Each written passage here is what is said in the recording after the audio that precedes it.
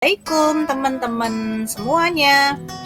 Bertemu lagi di kelas online, yaitu di kelas 3D Progress kelas 3 hari program edukasi sehat.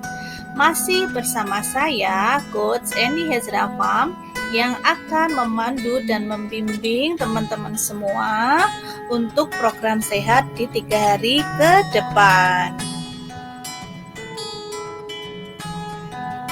Oke, sebelum kita memulai pelajaran, saya ingatkan kembali, pastikan bahwa teman-teman sudah mengumpulkan 2 tugas ya, yaitu yang pertama, tugas data tujuan program, dan yang kedua mengumpulkan data timbang awal.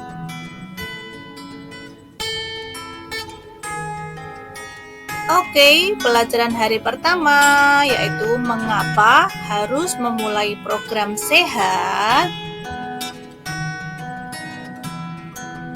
Apakah Anda memiliki keluhan seperti yang ada di layar? Seperti punya penyakit diabetes, kegemukan, kurus, mudah capek, setiap bangun tidur badan terasa sakit, gampang ngantuk, susah tidur, punya darah tinggi, trigliserid, asam lambung, asam urat, kolesterol, bahkan ada yang punya penyakit stroke dan penyakit jantung.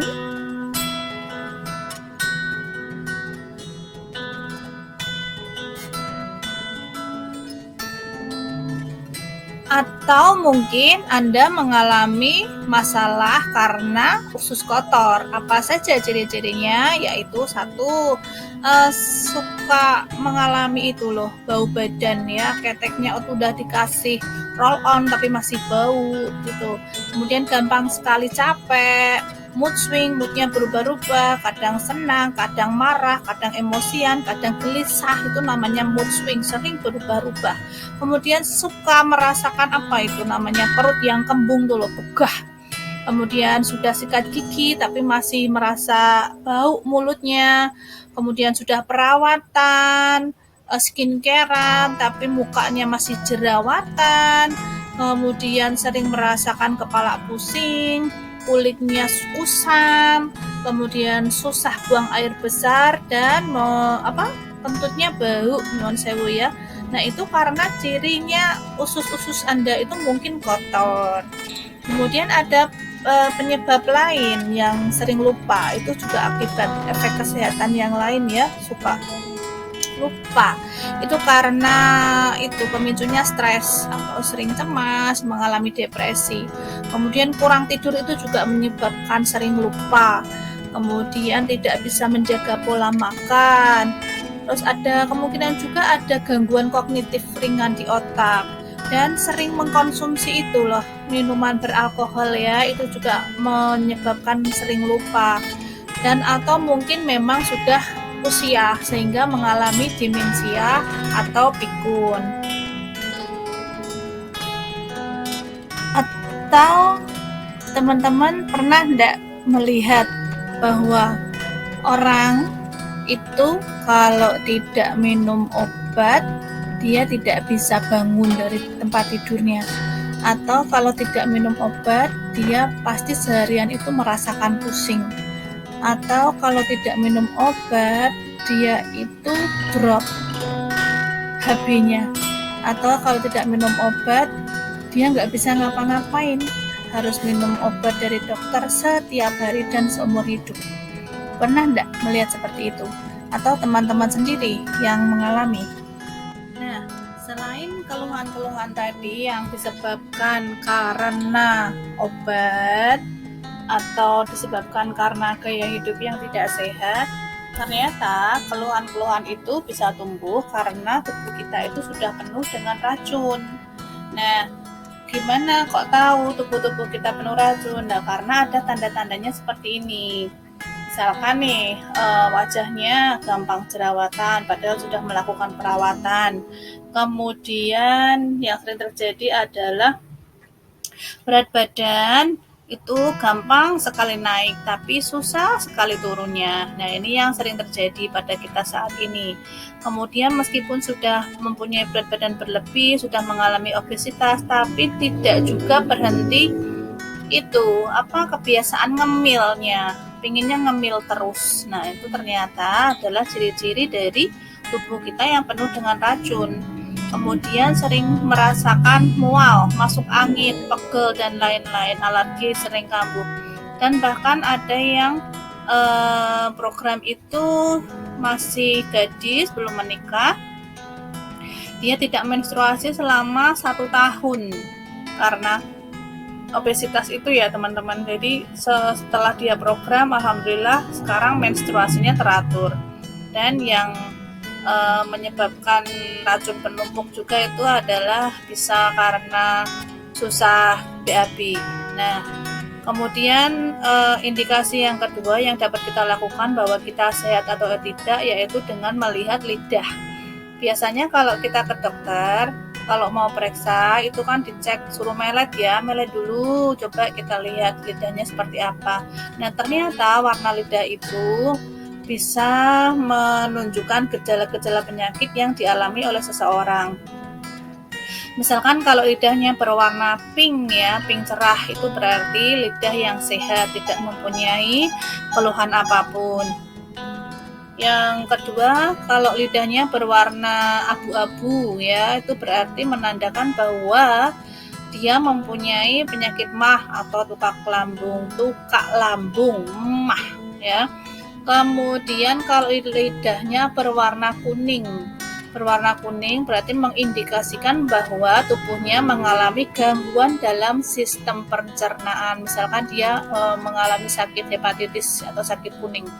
Kemudian kalau lidahnya itu berwarna berwarna merah ngejreng ya, abang gembrendang. Nah, itu berarti mengindikasikan bahwa tubuhnya mengalami gangguan penyakit jantung atau gangguan penyakit yang berhubungan dengan darah. Terus kalau lidahnya itu hanya merah saja, tidak menyala atau tidak memberenang atau tidak ngejreng, merah tok. Kalau lidahnya merah saja berarti mengindikasikan tubuhnya itu mengalami infeksi atau sedang mengalami inflamasi atau peradangan. Sedangkan yang lebih parah itu kalau lidah kok berwarna ungu. Nah, ungu kalau ibu-ibu suka ya, baju warna ungu, aksesoris warna ungu. Lah ini lidahnya ungu. Kalau lidahnya ungu itu menandakan bahwa yang bersangkutan mempunyai penyakit paru-paru. Jadi coba yuk dicek lidahnya warnanya apa ya. Semoga saja warnanya lidahnya pink ya, light pink. Jadi kita sehat.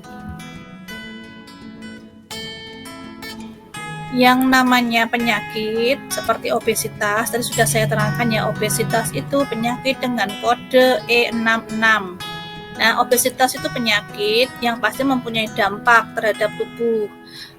Pasti tubuh itu mengalami berbagai macam keluhan penyakit seperti mengalami itu sakit asma, kemudian kanker payudara, kemudian mengalami fatty liver, itu perlemakan pada hatinya berlemak.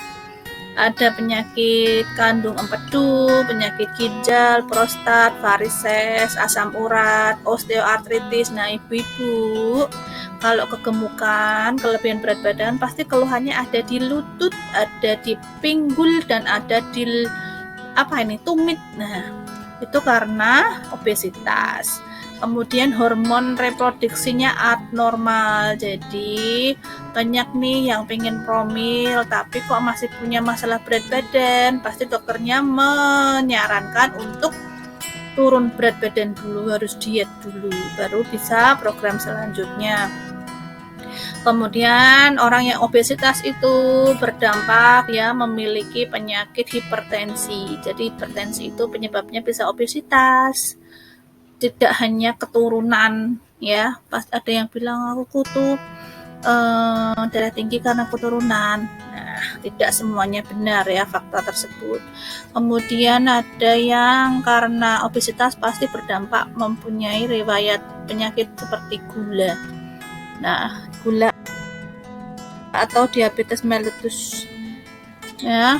Kemudian laki-laki sama perempuan sama ya, dampaknya mempunyai peluang sama.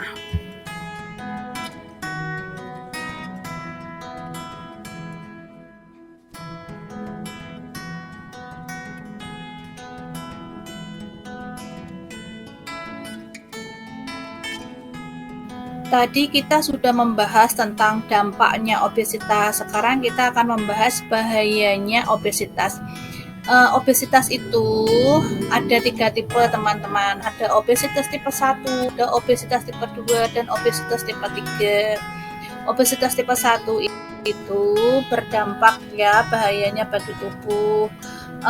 Di antaranya 1, kalau yang tipe 1 ya, orang yang memiliki obesitas tipe 1 itu berisiko 2 kali lipat mengakibatkan terjadinya jantung koroner atau serangan jantung. Kemudian stroke, diabetes mellitus atau kencing manis, dan hipertensi atau tekanan darah tinggi. Obesitas tipe 1 itu juga berisiko tinggi untuk mengakibatkan penyakit kanker baik pada laki-laki maupun perempuan. Kalau laki-laki itu biasanya kanker usus, ya, kanker usus besar dan kelenjar prostat. Kalau perempuan berisiko tinggi menderita kanker payudara dan leher rahim. Kalau obesitas tingkat kedua itu berpotensi atau resikonya itu 3 kali lipat terkena batu empedu. Batu empedu berarti dia sudah mengalami obesitas tingkat kedua. Terus berisiko meningkatkan lemak dalam darah dan asam urat. Terus obesitas berisiko mengakibatkan terjadinya sumbatan nafas ketika sedang tidur, sleep apnea. Jadi banyak ya yang ada saudaranya itu yang meninggal di waktu saat tidur, dibangunin kok nggak bangun-bangun, ternyata sudah meninggal. Nah, kemungkinan dia mengalami sleep apnea. Kemudian obesitas dapat mengakibatkan menurunnya tingkat kesuburan reproduksi baik laki-laki maupun perempuan.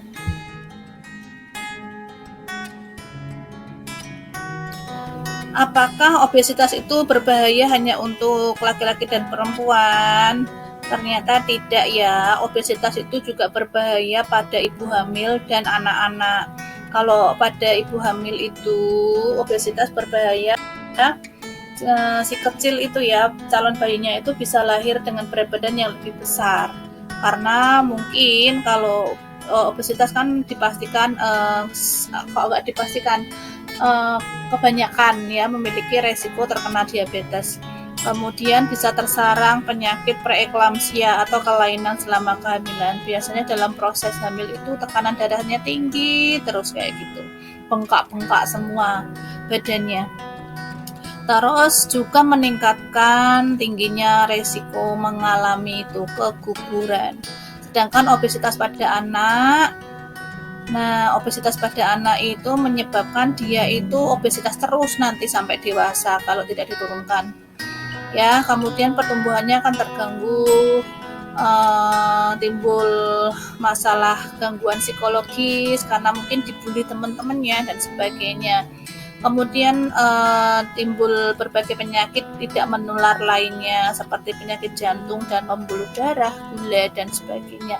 Daya tahan tubuhnya bisa menurun, kemudian ada perubahan sendi dan prestasi akademiknya terganggu. Mungkin karena obesitas kan berat ya, akan sering ngantuk, lemah, letih, lesu, lunglai, ngantuk, pokoknya malas bergerak ya.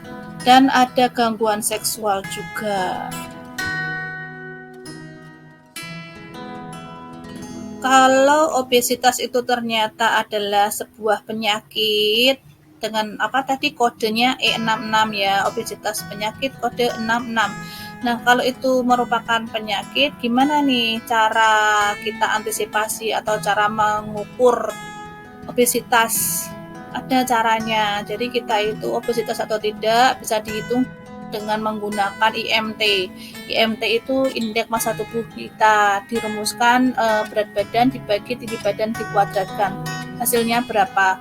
Kalau kurang dari 18 mungkin dia kurus atau berat badannya kurang. Kalau di antara 18 sampai 24 itu normal. Kalau lebih dari 25 sampai 30 itu overweight.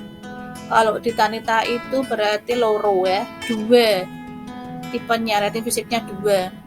Kemudian obesitas tingkat 1 itu jika IMT-nya lebih dari 30. Obesitas tingkat 2 lebih dari 50. ya, dan obesitas tingkat 3 itu berbahaya. Kalau sudah tahu kita obesitas, apa yang harus kita lakukan? Setidaknya kita mengurangi ya, membatasi asupan gula, garam, lemak yang berlebihan. Mungkin tidak makan manis-manis, mungkin tidak minum gula, tapi makan buah, makan nasi, dan makan apa ya yang mengandung gula ya. Terus perbanyaklah konsumsi buah dan sayur. Kemudian lakukan aktivitas fisik, olahraga ya, bukan bekerja, bukan gawean omah. Kan banyak tuh ibu-ibu, aku yo olahraga mbak, olahraganya apa ibu? Olahraganya sasa, umbah-umbah, nyapu, ngepel, itu bukan olahraga, itu aktivitas. Kenapa? Karena itu dilakukan karena kewajiban. Kalau dilakukan karena kewajiban itu biasanya habis gawean itu capek ya, capek, stres, kesel, apa nih, pingin apa ya, pingin ngamuk nek gaweane kakean gitu ya. Nah, sedangkan yang dihasilkan hormon setelah bekerja itu, yang dihasilkan adalah hormon kortisol. Hormon kortisol itu berada di ini loh, pinggul ya, tulang pinggul, tulang belakang. Jadi kalau dia keluar itu memicu stres, hormon stres itu hormon kortisol. Sedangkan kalau olahraga itu mesti kan seneng. Nah, kalau senang itu hormon yang dihasilkan itu di otak, oksitosin namanya. Hormon yang membuat kita lebih bahagia, lebih fresh. Makanya kalau habis senam kan bisa ngakak-ngakak gitu ya. Bisa senang-senang, habis senam enteng, tidurnya nyenyak dan sebagainya. Jadi dibedakan nggih ibu-ibu, kerja gawean itu beda. Bukan olahraga, tapi aktivitas. Nah, setelah tadi kita cek, tadi kan membahas obesitas terus ya. Nah, kalau kurang gimana Mbak? IMT-nya ternyata rendah. Oh, berarti itu terlalu kurus. Terlalu kurus pun juga ada dampaknya. Apa saja dampaknya? Tak hanya obesitas saja ya, terlalu kurus atau badan kurus itu juga ada dampaknya, yaitu sering itu mengalami anemia atau kurang darah, kemudian osteoporosis. Kenapa kok osteoporosis? Karena tulang itu isinya oksigen sama nutrisi. Kalau dia kurus kan berarti dia kurang makan, makannya yang tidak ternutrisi gitu ya, makan sembarangan gitu ya, padahal tulang itu butuh nutrisi. Nah, kalau tidak terpenuhi, tubuh akan mengambil dari tulang, sehingga tulang itu lama-lama yang biasanya padat jadinya bolong-bolong. Nah, kalau udah bolong-bolong itulah ciri-ciri osteoporosis. Kemudian orang yang kurus itu sering apa tuh, meriang, sering kerokan, meriang, katisen, kademen, itu karena kekebalan tubuhnya menurun. Kemudian juga ada yang menyebabkan kerusakan organ hati dan jantung. Sering apa kuwi? Kurang gula ya, kurang gula itu kadang menyebabkan sakit kuning ya, hepatitis. Kemudian laki-laki kekurusan itu menyebabkan penyakit oligospermia, yaitu jumlah spermanya berkurang. Apalagi ditambahkan kebiasaan buruk seperti merokok, minum alkohol, dan lain-lain itu ya. Jadi tidak hanya perempuannya, kalau misalkan rumah tangga lama kok tidak dikaruniai keturunan, ya kita cek bersama apakah perempuannya, apakah laki-lakinya, itu sama-sama cek masalahnya di mana. Nah, ternyata ilmu baru toh bahwa nek kurus kuwi mesti ya tadi jumlah spermanya berkurang. Tapi kalau diimbangi dengan makanan yang berprotein, makanan yang tinggi kalium, tinggi mineral, mungkin beda lagi. Kemudian dampak negatif lainnya kalau badan terlalu kurus yaitu tadi tingkat kesuburan dan potensi kehamilan tuh menurun.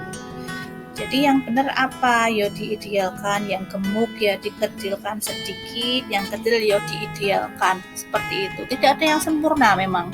Ya, itulah hidup. Kesempurnaan hanya milik Allah Subhanahu wa taala.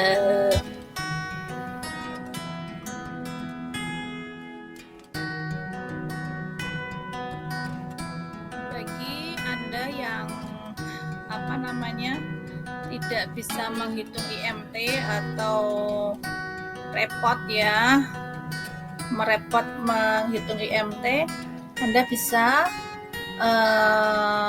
menimbang dengan alat yang kami punya, yaitu Tanita. Jadi dengan alat ini bisa ketahuan rating fisik kita. Dari rating fisik itu bisa menentukan apakah Anda itu gemuk atau kurus.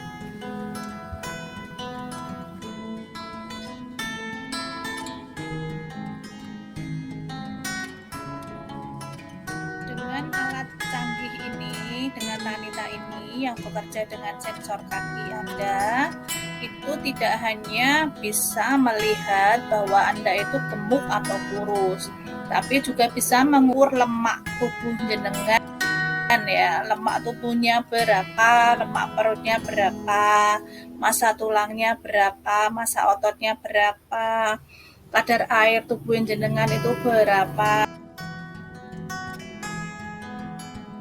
Kita mengetahui panjang lebar tentang obesitas, tentang kurus, tentang penyakit, tentang apa tadi ya, tubuh kita yang penuh toksin dan racun, itu sebenarnya karena apa toh? Ya, setelah diteliti itu ternyata pemicunya adalah karena kebiasaan umum di pagi hari. Apa itu? Ya kebiasaan sarapannya. Sarapannya itu sehat atau tidak, menunya apa, di jam berapa, dan dilakukan atau tidak, seperti itu. Kemudian selain sarapan, yang memicu obesitas dan penyakit lainnya yaitu gaya hidup tidak aktif. Sering toh sekarang kita keluar sedikit aja pakai motor, keluar ke Indomaret naik motor, keluar sebentar ke RT sebelah naik motor. Jarang ditemukan kita itu berjalan kaki, itu sangat-sangat jarang. Seringkali orang-orang itu menganggap sarapan itu menyebabkan berat badan naik, padahal tidak seperti itu ya. Jadi banyak sih yang menganggap sarapan kok tidak marahi lemu dan sebagainya. Bukan ya. Ada 5 kesalahan saat sarapan yang bikin berat badan naik, yaitu sarapannya apa? Jus buah. Kemudian konsumsinya yang lain apa? Kopi, ya toh? Kopi. Pagi-pagi udah ngopi. Kopinya nggak apa-apa kalau tanpa gula. Tapi kalau kopi original tanpa gula ya tergantung perutnya kuat atau tidak. Tapi sehat kok itu kopi. Bisa menahan lapar, bisa. Tapi tergantung lambungnya juga. Kemudian seringkali sarapan skip air putih, tidak minum air putih dulu. Terus tidak mengontrol porsinya banyak, sak becak ya, sego becak gitu. Sarapan kok sego becak ya, otomatis ya nanti energinya bertambah benar, langsung bertenaga benar, tapi habis itu pasti apa? Ngantuk. Dan yang sering terjadi adalah berpikir bahwa sarapan tidak penting karena tidak sempat dan sebagainya. Nah, lalu gimana caranya supaya lebih baik lagi? Ya, mulailah kebiasaan sarapan sehat. Ya, diawali dengan bangun tidur dulu 15 menit lebih awal, atau kalau kita umat muslim ya sholat dulu. Setelah itu makan dengan porsi yang kecil. Porsinya itu dibanyakin proteinnya karena protein itu mengenyangkan. Terus kalau sudah makannya itu dikunyah, dirasakan, dinikmati, didengarkan suara kecapan-kecapannya itu loh. Jangan langsung diulu, langsung diulek kayak gitu. Nanti itu loh beda lagi.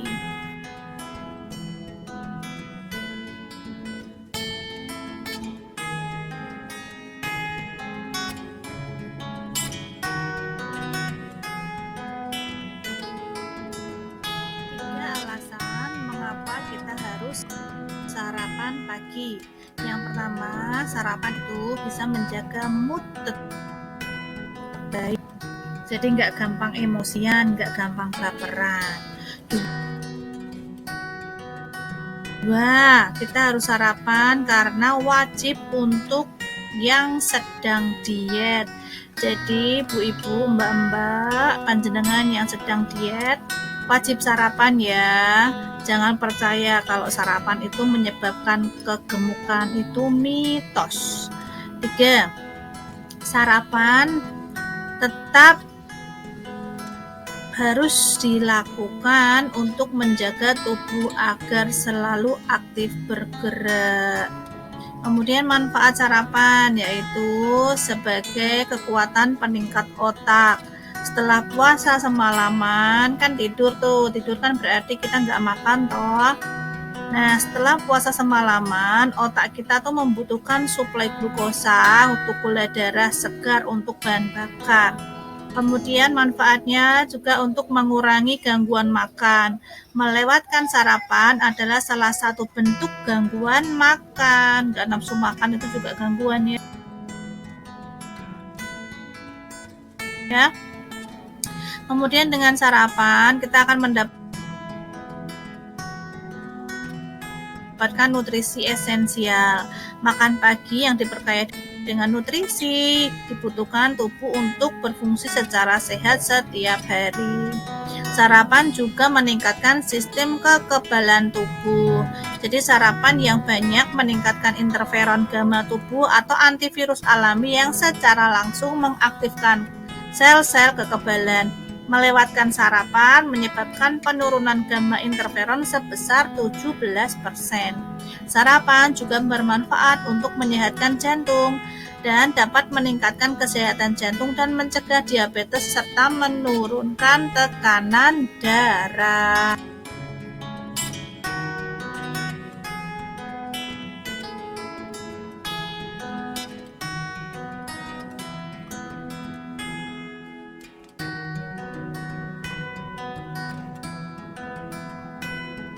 Setelah kita tahu dan belajar tentang manfaat dan pentingnya sarapan, selanjutnya kita akan belajar tentang kalori. Jadi kalori itu satuan energi yang terdapat pada makanan dan minuman. Kalau di motor itu kalorinya kita analogikan itu bensinnya. Sedangkan di tubuhnya kita adalah kalori. Jadi bahan bakarnya tubuh kita itu kalori. Kalori ini setiap orang itu berbeda-beda tergantung aktivitasnya dan tergantung asupan nutrisinya, asupan makanannya. Jadi setiap orang mempunyai angka ajaib sendiri-sendiri. Angka ajaib itulah yang disebut dengan BMR.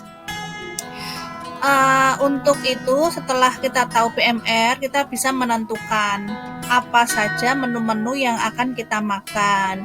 Jadi untuk diet itu yang sebenarnya jangan takut untuk makan, karena yang kita kurangi itu kalorinya, bukan makanannya.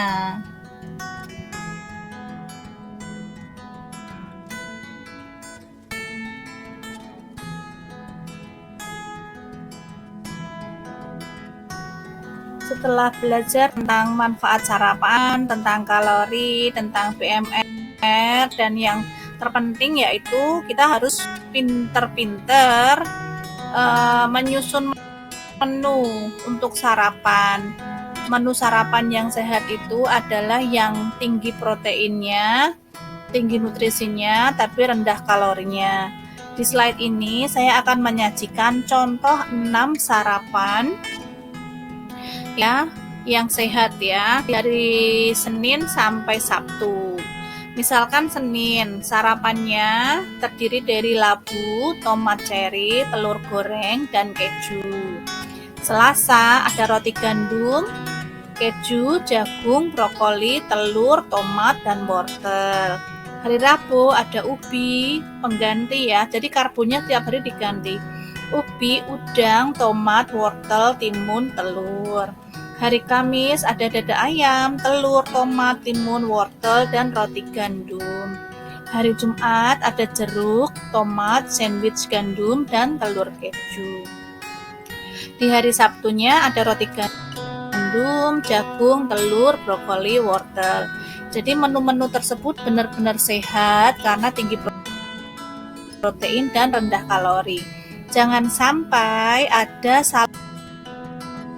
salah menu. Biasanya kalau kita orang Indonesia itu menunya salah, ketika nasinya salah gaul. Nasi bergaul dengan mie, nasi bergaul dengan jagung ya. Jadi kayak makan nasi lauknya mie, makan nasi lauknya jagung, makan nasi lauknya perkedel kentang, makan nasi lauknya kerupuk. Nah, itu semuanya karbo, lauk karbo. Kenapa kok tidak boleh salah gaul ya? Karena akan mempengaruhi GI. Apa itu GI? GI itu laju level gula darahnya kita. Memang setelah makan itu akan langsung bertenaga, akan langsung berenergi, tapi beberapa jam kemudian pasti akan ngantuk. Nah, karena itu GI-nya tinggi. Sedangkan kita membutuhkan sumber energi makanan untuk otak dan saraf. Ya, salah satunya memang glukosa, karena glukosa itu merupakan satu-satunya sumber energi utama bagi otak dan susunan saraf. Tapi kita juga harus menentukan glukosa apa yang sehat, sehingga konsumsi GI-nya rendah di pagi hari dan dapat membantu menjaga energi dan mengurangi potensinya ngemil.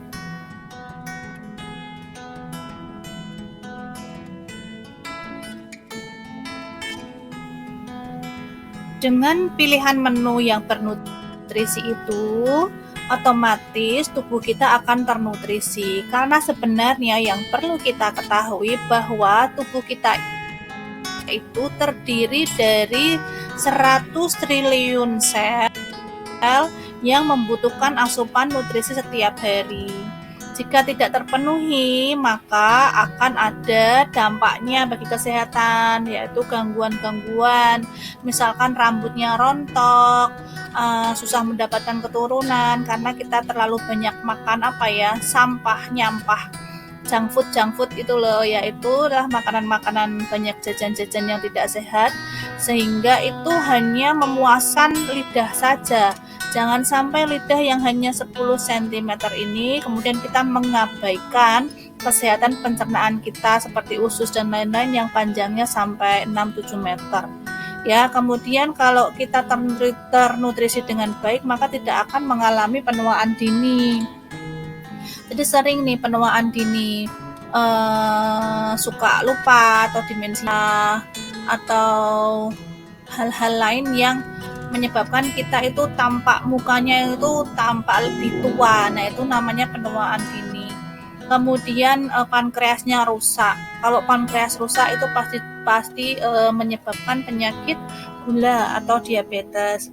Kemudian jika kita tidak menutrisi tubuh, maka tubuh akan mengambil nutrisi penting yang ada di dalam tulang. Akhirnya tulang kita yang padat, tulang kita itu terdiri dari nutrisi dan oksigen. Jika tubuh tidak ada asupan dari luar, maka tubuh akan mengambil dari tulang. Kalau tulang yang padat itu terus diambil nutrisinya, maka tulang akan bolong-bolong atau keropos ya. Kemudian liver, jika kita kurang nutrisi juga akan menyebabkan sakit liver.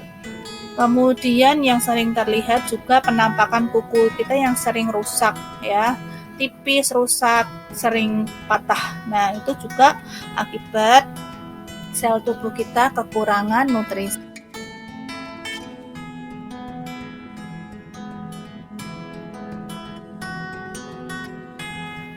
Untuk memiliki tubuh yang sehat, kita juga harus menentukan ya, harus memilih dan memilah asupan-asupan apa yang sehat seperti sarapan ya. Sarapan tadi sudah saya berikan contoh 6 menu sarapan yang tinggi protein dan rendah lemak atau rendah karbo, itu yang sehat. Seandainya ada nih kaum-kaum kerja atau kaum-kaum mager yang tidak ibu rumah tangga banget, maksudnya ibu yang bekerja berkarir ya di luar, mungkin tidak sempat menyiapkan makanan, apalagi harus menyiapkan sayur sekian, buah sekian, dan sebagainya. Itu memang membutuhkan waktu khusus atau ketelatenan, niat, yang penting niat. Kalau memang niat bisa, tapi kalau seandainya kita tidak mampu menyiapkan itu, ada sih solusinya, yaitu nutrisi yang terbaik di dunia nomor 1, yaitu shake Herbalife ya. Di shake Herbalife ini kita tidak perlu repot-repot untuk menyiapkan menu makanan kita yang tinggi protein dan sebagainya, karena di sini itu sudah lengkap.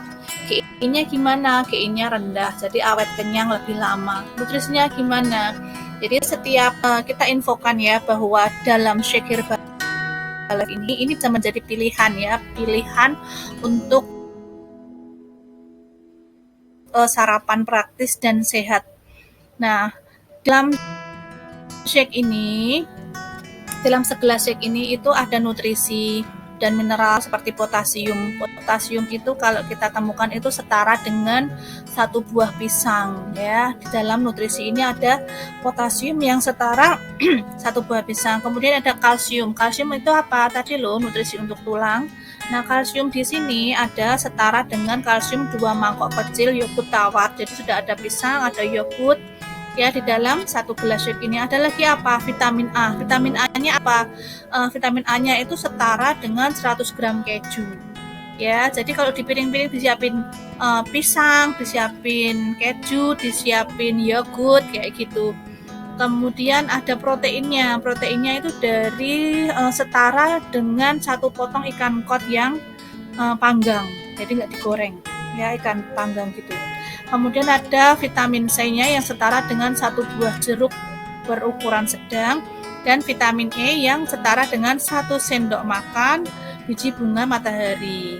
Yaitu nutrisinya seperti itu, sama dengan makanan yang saya sebutkan. Tapi bukan berarti nang jerone shake iki ono gedange, ono jeruke, ono yogurt, ono iwake, ndak, bukan. Itu nutrisinya setara dengan bahan makanan tersebut.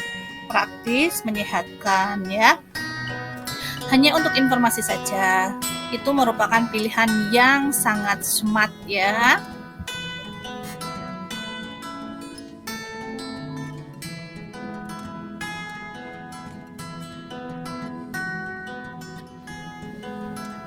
Untuk yang belum paham tentang kalori, tadi kalori itu bahan bakar tubuh kita ya.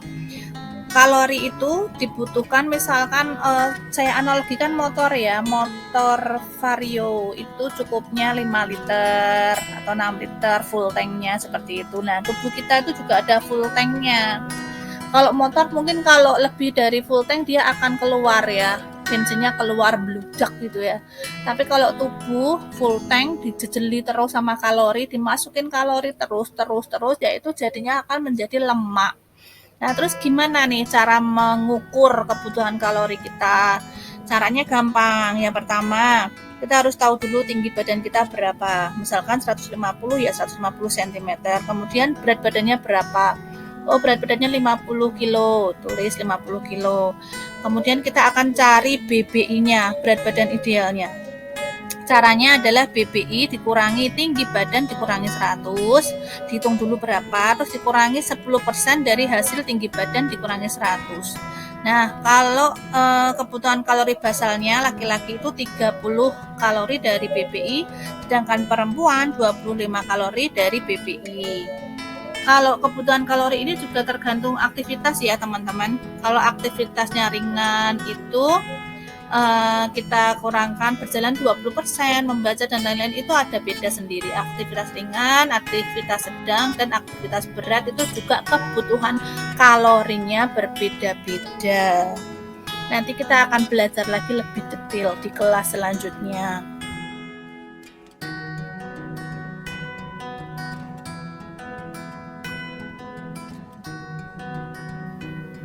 Nah, untuk jadi sehat memang kita harus repot sedikit ya, harus benar-benar memprioritaskan dengan cara tadi menjaga asupan, harus olahraga dan lain-lain ya.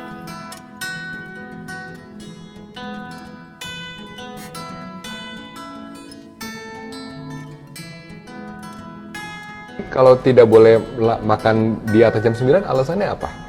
Karena kita udah dekat waktu tidur. Jadi 2 jam sebelum tidur itu makanan tuh udah harus keluar dari lambung. Kalau dia masih posisinya di dalam lambung, kita tidur, nanti makanannya nggak turun.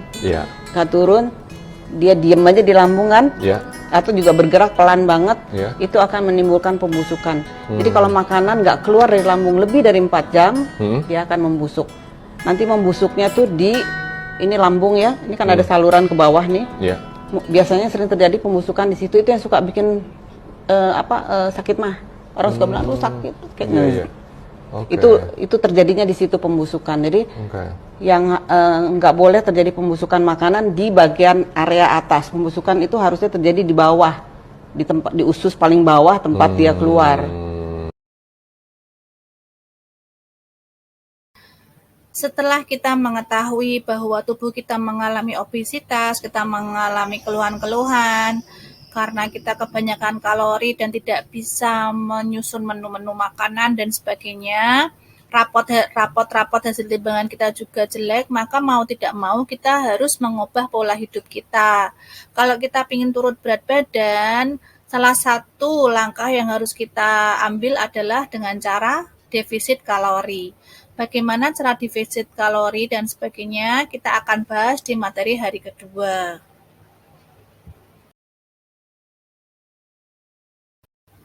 Alhamdulillah akhirnya selesai juga ke slide terakhir, selesai juga materi hari ini.